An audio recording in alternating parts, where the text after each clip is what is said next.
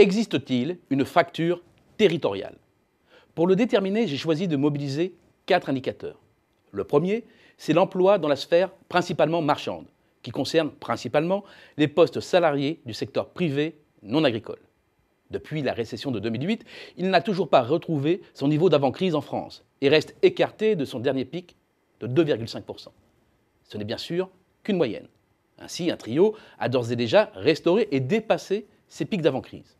La Corse, l'Occitanie, ex-Languedoc-Roussillon, Midi-Pyrénées, et l'Île-de-France. Si la majorité des régions est proche de la moyenne nationale, 5 sont en revanche en très grande difficulté. Bourgogne-Franche-Comté, Grand Est, Centre-Val-de-Loire, Normandie et Hauts-de-France. Pour ces territoires, le niveau d'emploi est de 7 à 9% inférieur à ce qu'il était au premier trimestre 2008. Géographiquement, c'est très marqué. Le centre de gravité se situe au nord et penche vers l'est. La spécialisation sectorielle semble bien avoir une part de responsabilité dans ces évolutions très contrastées, car ce sont toutes des régions davantage orientées vers l'industrie et l'agriculture. C'est un fait, l'industrie représente en moyenne en France métropolitaine, hors Île-de-France, à peine 14% de l'emploi total. C'est 17% en Bourgogne-Franche-Comté, 16% ou presque en Normandie, dans le Grand Est et le centre Val-de-Loire, et plus de 14% dans les Hauts-de-France. Or, on le sait, l'industrie est à la peine depuis de nombreuses années et la tendance s'est renforcée après 2008. Au-delà de l'opposition industrie-service, la crise a d'abord frappé les territoires déjà sur le déclin. Les anciens bastions de l'industrie automobile, textile, mécanique ou sidérurgique sont les premières victimes. Un bref retour sur le dernier graphique.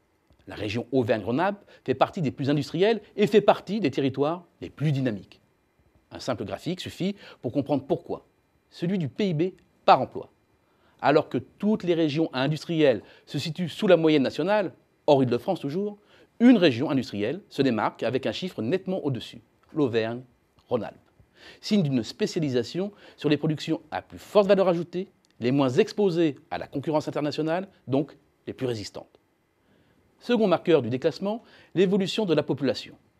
On le sait, la démographie française est l'une des plus dynamiques d'Europe, avec une population en hausse de 0,5% en moyenne par an sur les 10 dernières années. Mais là aussi, il y a de fortes disparités entre les territoires, si bien que le poids de certaines régions diminue. Or, PACA, qui fait partie du lot des perdants, ce sont exactement les mêmes régions qui ont le plus souffert en matière d'emploi, qui se retrouvent avec la dynamique démographique la plus lente. C'est normal. Le manque d'emploi dans certaines zones contraint les habitants à rechercher ailleurs le travail qui fait défaut chez eux. Et c'est le serpent qui se mord la queue. Les apports migratoires se concentrent là où l'activité est la plus dynamique, ce qui génère des emplois, qui génère de l'activité, qui génère des emplois, etc. Très naturellement, le troisième indicateur est donc celui des PIB régionaux.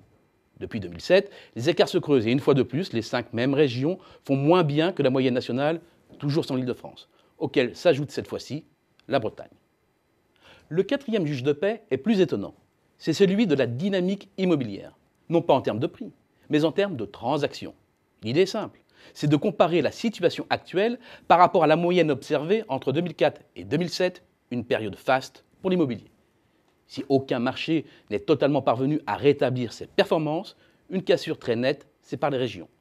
D'un côté, celles qui sont sur le point de retrouver leur pic, autrement dit, dont le niveau de transaction actuel représente plus de 90% de ceux de la période 2004-2007, toutes situées sur la façade atlantique, méditerranéenne, auquel se greffe la région Auvergne-Rhône-Alpes.